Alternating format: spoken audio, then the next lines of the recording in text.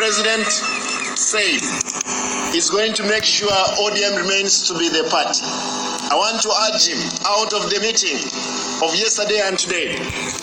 Mheshimiwa William Samoei Ruto, wewe ulikuwa, you were a member of ODM. How I wish when you're going to sit down that you come back to your former party, ODM. You came back to ODM, definitely we'll have you as our flag bearer. If you came back to ODM, we will fulfill the promise Baba had a vision for. But for sure, I know hard times are ahead of us. We will go through it. I know crocodiles are there. They have emerged. They'll try to swim above the waters. We will be there to handle them.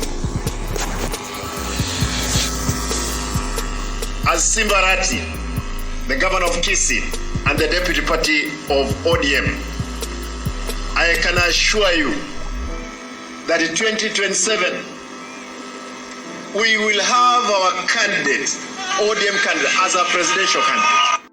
What are the reasons why Simba Arati is inviting President William Ruto to become the flag bearer, rather to run under the ODM ticket come 2027? Is Simba Arati's invitation to President William Ruto more than a simple gesture or a strategic move in the redefinition of ODM's post-Raila's identity, shaping the politics of Kenya? Welcome back to our channel.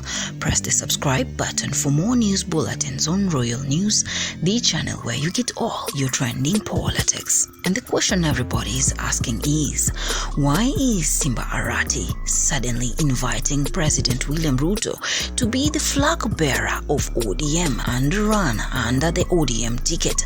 Will Edwin Sifuna allow President William Ruto to take the control of ODM, a legacy Raila Odinga built for 20 years? Could this be an immediate goal? Arati explicitly stated that if Ruto rejoined ODM, he would be considered its flag bearer in the 2027 general elections. This suggests a faction within ODM is betting on a coalition within a party model to secure power. With an underlying vision, Arati and others have expressed a determination that ODM should form the government either as part or as a coalition and no longer remains in the opposition. This aligns with the President Ruto's own comments at Raila's funeral, where he insisted ODM would either form the next government or be a part of it. Mwaka 2027 hatukai katika upinzani. Mwaka 2027 we will not be in the opposition. Mambo mawili yatafanyika. Agosti tunapiga kura. September we are either in government or we are government. Joey! Hapa mbele yako baba, ya kwamba chama hiki ambacho umetuachia, mimi Sifuna sitakuwa baadhi ya wale ambao watachangia kuangusha chama cha Raila Amolo Odinga.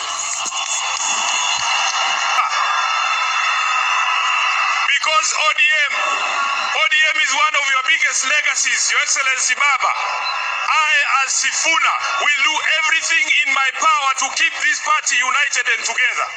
Parties are the foundations of any meaningful democracy. And therefore, the future of ODM, the strength of ODM, the well-being of ODM matters a great deal to me, because that is how we are going to have a strong nation, by having strong, vibrant, national political parties.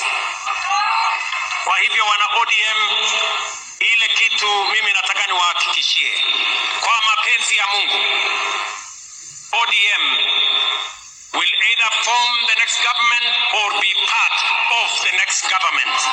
Ile kitu siwezi kukubali. Ile kitu kwa heshima ya huyu shujaa wetu. Ile kitu siwezi kukubali. Na nitafanya juu chini, Mungu anisaidie. Ni wale ambao wanataka kung'oa chama ya ODM na kwenda kuchezea karata ya upinzani kule nje. Hiyo haitawezekana. A contradictory signal, this push for collaboration stands in contrast to the stance of ODM's Secretary General Edwin Sifuna, who has openly opposed the broad-based government. Sifuna has reminded members that the late Raila Odinga's last public pronouncement suggested ODM still had the opinion to field its own presidential candidate in 2027. Ya kwamba chama hiki ambacho umetuachia, mimi Sifuna sitakuwa baadhi ya wale ambao watachangia kuangusha chama cha Raila Amolo Odinga.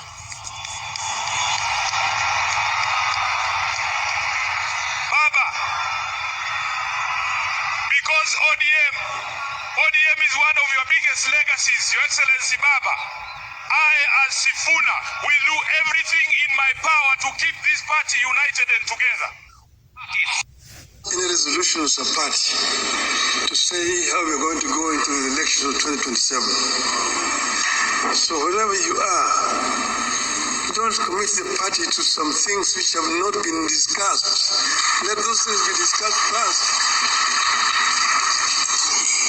ODM. Who's told you that ODM will not have a candidate in 2027? Who's told you? Odinga alizungumza wazi mbele ya nchi nzima tarehe 22 mwezi uliopita mbele ya hawa wabunge katika hoteli ya Agile pale Nairobi. Baba aliongea kwa kinywa chake mwenyewe. Naomba viongozi msiingize maneno kwa mdomo ya mtu ambaye amelala. Alisema yeye mwenyewe. Akasema kama chama lazima tujiandae kwa ajili ya uchaguzi wa mwaka 2027. Na wale ambao wanaeneza mambo mengine hapa, Baba alisema, who has told you? Who has told you? Who has told you? Who's told you that ODM will not have a candidate in 2027? Who has told you? The bigger picture for ODM and Kenya, the power struggle within ODM reflects the larger vacuum left by Raila Odinga and has a significant implication for the party and the country. What do I mean? It is going to reshape the politics of Kenya and an existential challenge. Analysts describe Odinga's death as creating a phenomenal void, as he was a titan whose influence dictated alliances and shaped policy debates for decades.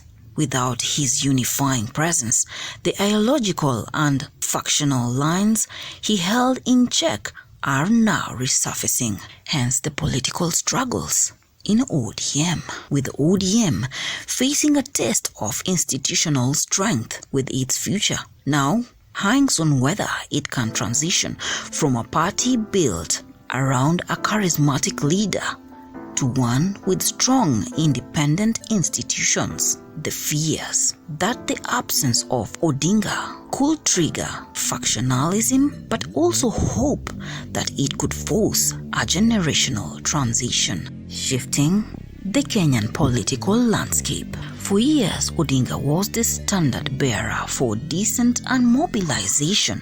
His absence leaves Kenya's opposition in a fragmented state. Some analysts believe this could lead to a more volatile political environment, while others see an opportunity for Kenyan politics to shift away from personality-driven models towards a more institutional and issue-based democracy. Hence the question of succession in ODM being the central issue for ODM. While Senator Odm.Odm has been appointed as the acting party leader to ensure stability, the party is expected to hold a national delegates convention to formally elect a new leader. Who is it going to be to replace Raila Amolo Odinga as the face of ODM? As we knew, ODM was Raila and Raila Odinga was ODM, with many names being carried forward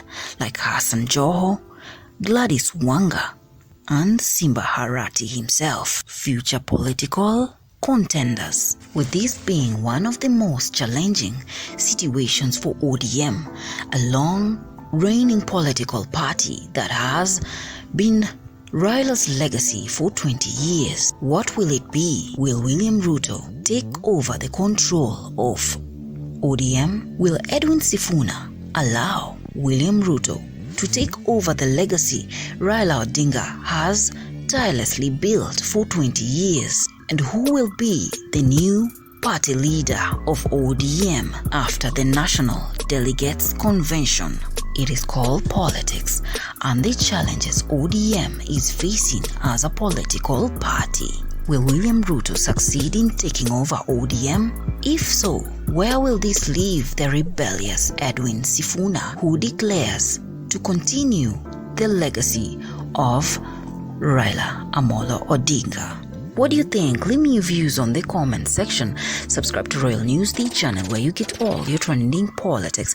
In case this is your first time to listen into Royal News, press the subscribe button and ring the notification bell so that you can be first to receive the news bulletins once we upload them. Until then, sincere gratitude to Mr. Thomas Machasio. Subscribe for more trendy bulletins. JD Ishmaels.